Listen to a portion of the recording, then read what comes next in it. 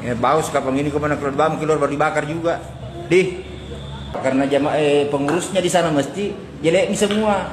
Karena kira pengurus jin begini sesama pengurus. Banyak sekali kita di sana Pak.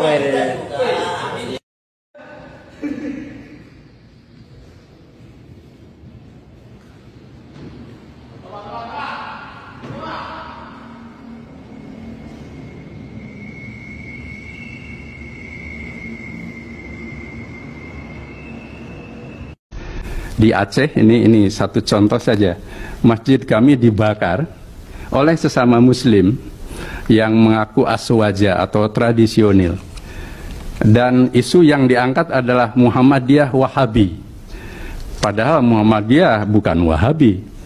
Tetapi kami juga berpandangan Wahabi di Indonesia itu kan tidak merusak. Jadi kalau memang Wahabi itu bertentangan dengan hukum dan keagamaan, baru itu menjadi tindakan hukum.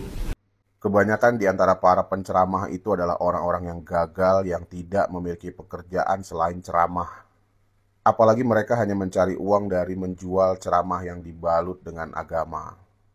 Mendengarkan kebanyakan oknum ustadz ataupun penceramah seperti inilah yang menyebabkan para jamaahnya, yaitu saudara-saudara kita kaum muslimin yang awam, mereka menjadi semakin bodoh, tidak memiliki kecerdasan, tidak memiliki kepintaran, tidak mau dan tidak mampu memiliki kehidupan yang lebih baik.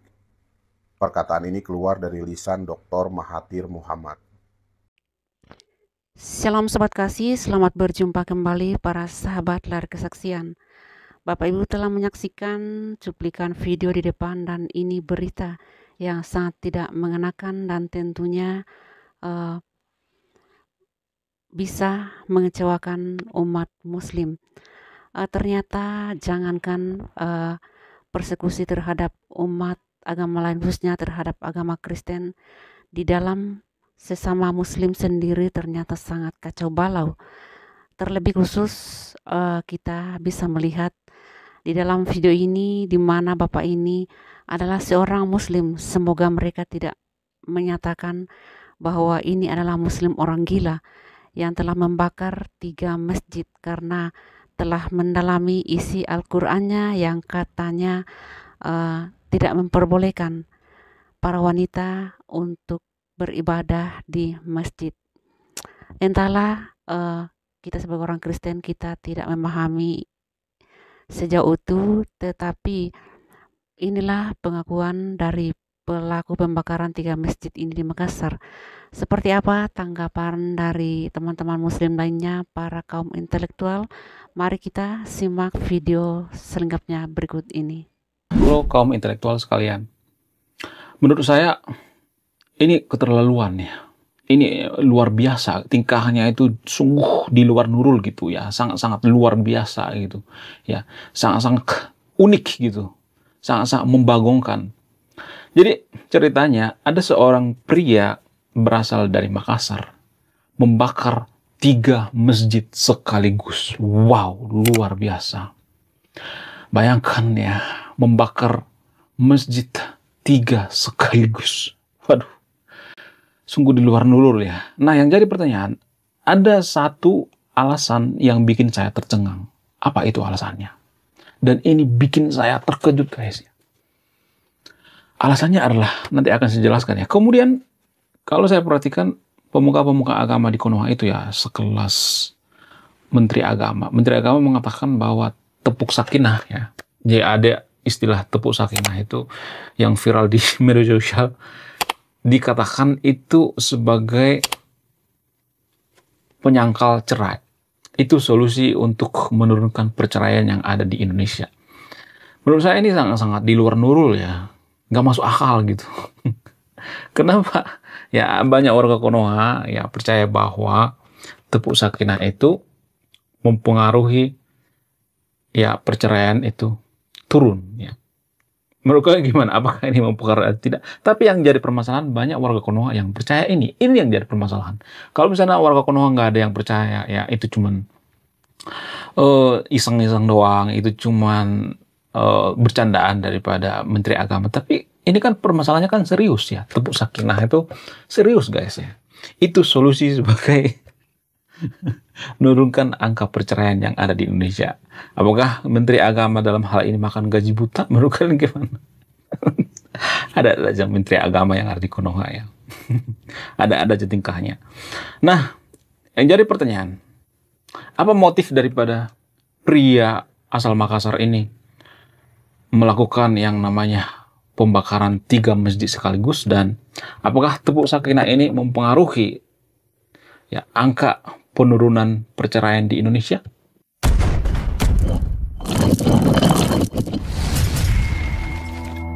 Seorang pria dari Makassar, saya nggak tahu apakah dia kelainan atau tidak, dia melakukan pembakaran terhadap 3 masjid sekaligus hanya karena permasalahan sepele. Apa itu permasalahannya?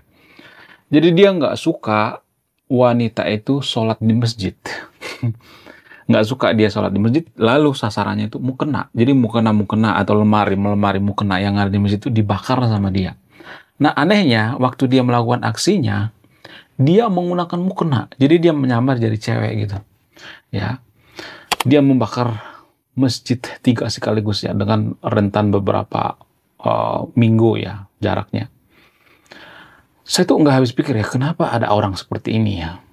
Kenapa ada orang yang senekat ini membakar yang namanya masjid hanya karena permasalahan mukena, dan dia tidak suka wanita sholat di masjid.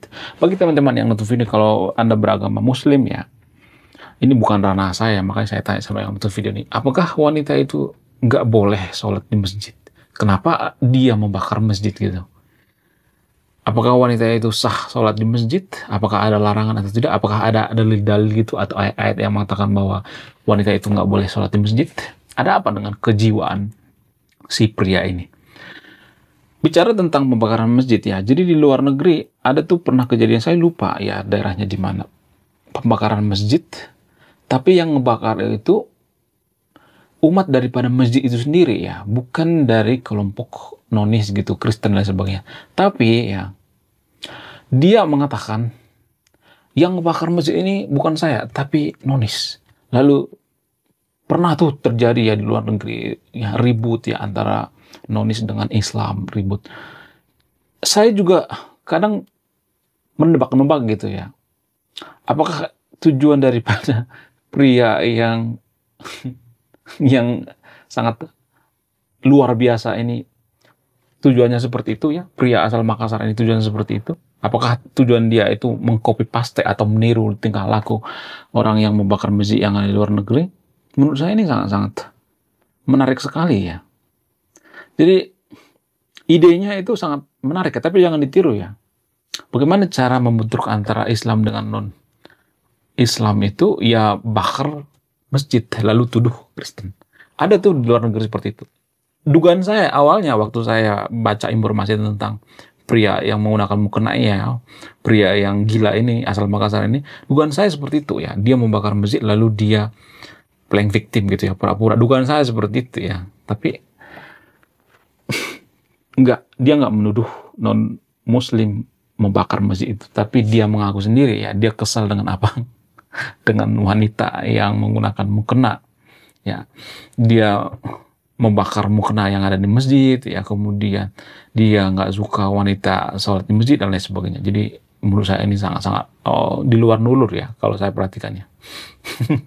Ada aja ya tingkah daripada umat warga Konoha ya.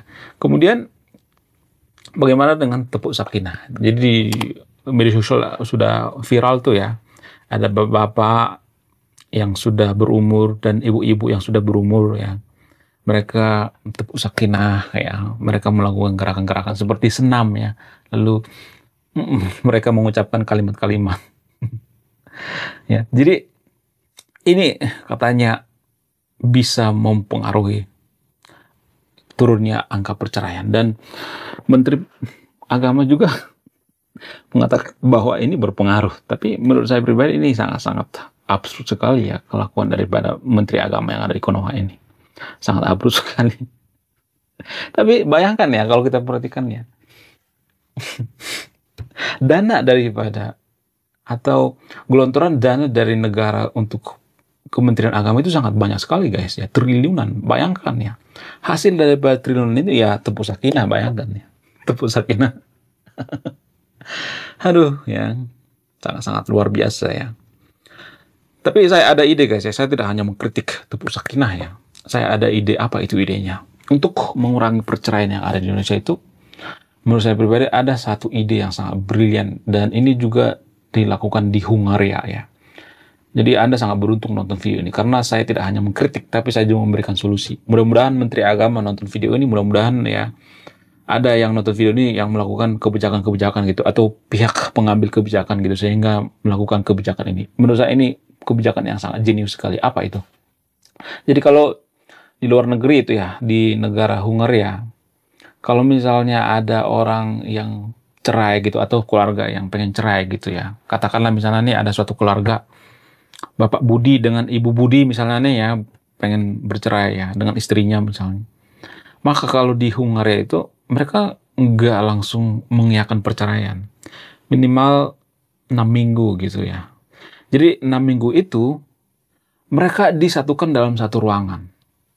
Dimasukkan ke satu ruangan seperti sel gitu ya, tapi cuman berduaan di situ ya. Suami istri dimasukkan ke dalam satu ruangan selama 6 minggu. Lalu setelah 6 minggu ditanya lagi apakah mau cerai atau tidak.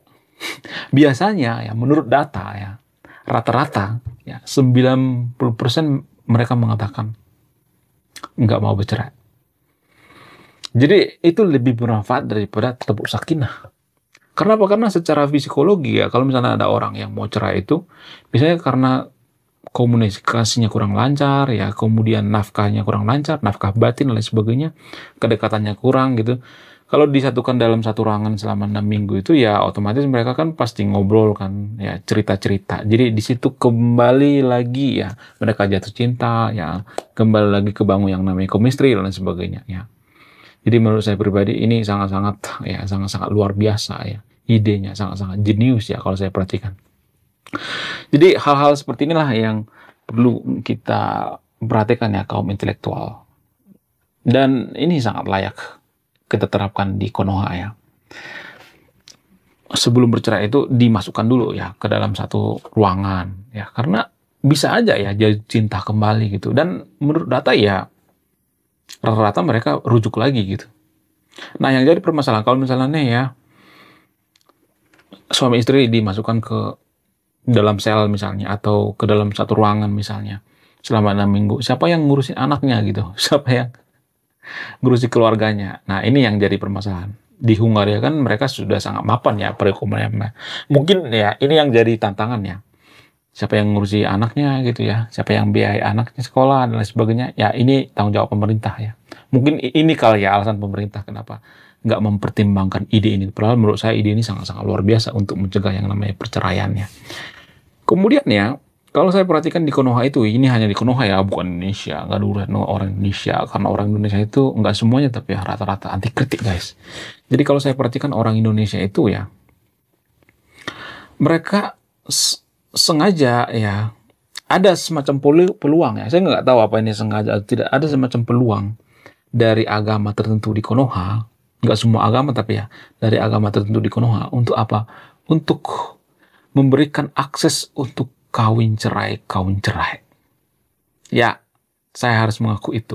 Sementara kalau kita bandingkan dengan agama lain, misalnya seperti agama Kristen misalnya. Agama Kristen itu nggak boleh yang namanya bercerai. Ya, nggak boleh. Nggak tahu kalau sekarang ya. Kalau saya perhatikan di kampung-kampung itu jarang ya bercerai. Mereka setia dengan satu pasangan. Karena diatur dengan adat gitu ya. Diatur dengan undang-undang dan lain sebagainya ya.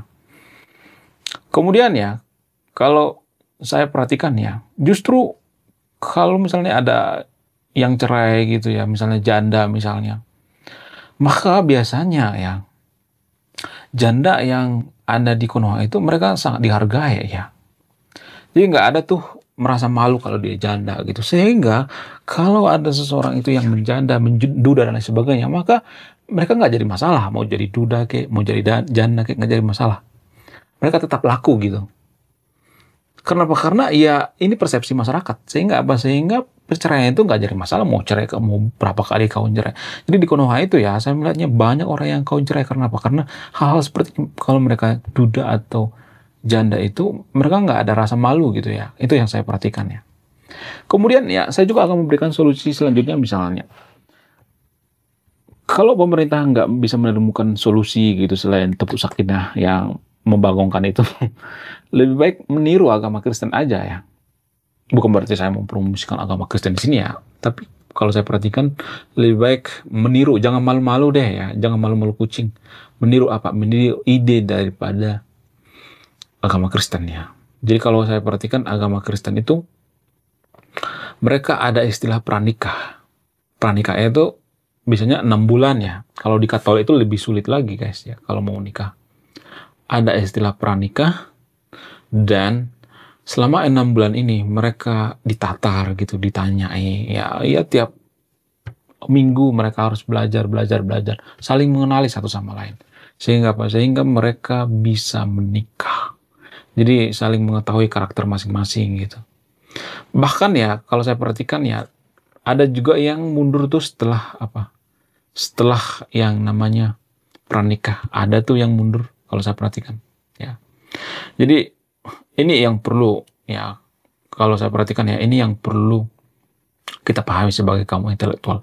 Lebih baik kita meniru seperti proses agama Kristen ya, karena agama Kristen kan terbukti ya perceraiannya kan sedikit ya. Karena apa? Karena mereka punya prinsip ya, mereka punya tekad bahwa pernikahan itu cuma sekali gitu. Walaupun ya kalau saya perhatikan sekarang ini banyak juga orang-orang Kristen yang ini ya, yang sudah cerai gitu, seperti Ruben Onsu ya, ada juga banyak ya, saya melihat artis-artis yang Kristen sudah ada tradisi cerai ya, kawin cerai saya perhatikan ya. Tapi kan itu jumlahnya nggak terlalu banyak ya, nggak sebanyak agama sebelah ya. Kalau agama sebelah kan banyak kawin cerai ya, itu menurut saya pribadi. Jadi ada berbagai faktor ya kenapa banyak perceraian di Konoha. Ada berbagai alasan. Yang pertama tadi itu karena justru agama itu memberikan peluang ya, harusnya agama itu menutup ya. Cuman kalau saya perhatikan di agama Kristen ya, ada sebenarnya ayat-ayat yang mengatakan bahwa lu nggak bisa cerai kalau nggak dipisahkan oleh maut. Tapi ada juga ayat-ayat yang lain gitu ya. Ayat yang lain yang mengatakan kalau misalnya terjadi perselingkuhan bisa cerai, ada KDRT bisa cerai dan lain sebagainya. Itulah alasannya kenapa saya mengatakan bahwa sebenarnya ya agama itu kadang kontradiktif guys ya, ayat per ayat. Ya. Mohon maaf ya bagi teman-teman Kristen, saya tahu bahwa teman-teman Kristen yang nonton video nggak anti kritik ya. Tapi kalau Anda jeli ya tentang ayat-ayat tentang perceraian atau ayat-ayat ya hubungan suami istri yang ada di kitab suci itu, ada kontradiktif guys ya. Saya harus jujur mengakui ya. Sama seperti di agama sebelah juga seperti itu. Ada semacam kontradiktif. Ada yang mengatakan nggak boleh cerai ya, nggak boleh meniru nabi ya, misalnya nih ya, sunnah Rasul dan sebagainya, nggak boleh. Ada yang mengatakan seperti itu, ada yang mengatakan boleh aja. Jadi ayatnya kontradiktif. Inilah alasannya kenapa ya, kenapa negara maju itu nggak mengambil dalil-dalil dari agama. Mereka memisahkan antara agama dengan negara. Ini sebenarnya tujuan mereka, karena kehidupan mereka itu nggak boleh direcoki yang namanya agama. Kalau misalnya kita melihat Eropa misalnya atau Amerika itu kan kalau misalnya kawin cerai itu kan nggak berhubungan dengan agamanya. Bahkan mereka malas beragama tuh. Jadi nggak ada hubungan dengan agama. Lalu ya kalau kita perhatikan mereka itu kalau misalnya nih ya kira-kira belum siap nikah, mereka tinggal serumah nggak apa-apa, kumpul kebo gitu nggak apa-apa. Jadi gini guys ya, di Konoha itu ya ada banyak orang yang munafik yang mengatakan seperti ini, daripada jinah mending kawin deh. Ada banyak orang Konoha yang mengatakan seperti itu. Jadi prinsip seperti ini salah guys ya. Daripada jinah kawin deh. Ya kalau ada niat berjinah ya bukan kawin solusinya. Sifat ingin berjinah ini yang perlu dihilangkan, bukan kawin solusinya gitu. Ya kalau misalnya ini dia pengen berjinah lalu buru-buru cepat kawin, ya nanti kan dia bisa berjinah lagi gitu, Jadi berjinah itu kan penyakit kan. Jadi penyakit itu harus dihilangin dulu gitu, bukan karena takut jadi zina gitu, jadi dosa, jadi nikah. Ini kan prinsip yang salah guys. Dan ini sangat sering terjadi, saya perhatikan di Konoha berulang ya. Karena prinsip seperti ini sehingga banyak orang yang menikah ya tanpa saling mengenal satu sama lain ya, karena takut jinah lalu mereka menikah dan cerai. Ini yang perlu ya kita pelajari sebagai kaum intelektual ya. Justru agama itu mempengaruhi ya, memberikan peluang ya, memudahkan untuk kawin cerai kalau saya perhatikan. Jadi prinsip semacam ini yang perlu kita hilangkan. Karena gini guys, prinsip itu mempengaruhi nasib. Nasib itu mempengaruhi karakter suatu bangsa. Karakter suatu bangsa itu mempengaruhi budaya. Budaya itu mempengaruhi kemajuan suatu bangsa. Jadi merubah budaya itu sangat susah sekali. Karena kalau saya perhatikan di Konoha itu ada budaya daripada jinah, daripada dosa, mending nikah sekalian. Jadi kawin cerai, yang korban apa? Anak ya. Jadi prinsip-prinsip semacam ini perlu diluruskan ya. Tapi kalau saya mengatakan seperti ini nanti saya dikata-katain, oh sesau, kamu anti kritik ya. Jadi warga Konoha itu banyak anti kritik guys. Oke, sekian video, terima kasih sudah menyimak dan memahami. Saya Master. Cek. Oke, terima kasih sudah menyimak dan memahami. Saya kaum intelektual, salam rasional. Ya, sobat kasih dalam Tuhan Yesus, kita semua telah menyimak sampai akhir, dan yang menjadi kesimpulan saya adalah bahwa ternyata begitu bahayanya mendalami isi Al-Quran, karena terbukti inilah yang disalahpahami oleh Bapak Muslim ini sehingga beliau rela melakukan pembakaran masjid. Masih banyak kisah-kisah yang lainnya yang karena mendalami isi Al-Quran dan menafsirnya mungkin salah atau sangat mendalam sehingga melakukan hal yang tidak sesuai lagi dengan ajaran agama, namun diyakininya sebagai suatu ajaran yang benar. Contohnya yang kita lihat dari tahun-tahun yang lalu, begitu banyak pengeboman terhadap gereja. Semuanya itu karena mungkin sudah mendalami atau salah menafsirkan isi Al-Qurannya sehingga melakukan pemboman terhadap gereja atau tempat ibadah umat agama lain yang selain dari Muslim. Dan akhir-akhir ini semakin membingungkan karena umat Muslim itu sendiri yang melakukan pengerusakan tempat ibadahnya. Sudah banyak sekali masjid yang dibakar oleh umat Muslim itu sendiri. Lalu di sini saya mengatakan bahwa masihkah kita menyalahkan manusianya atau memang ajarannya? Kiranya video ini boleh menjadi perenungan bagi kita semua. Terima kasih kaum intelektual sudah memberikan pendapatnya dan kiranya mencerahkan bagi kita semua. Demikian video ini dan sampai jumpa.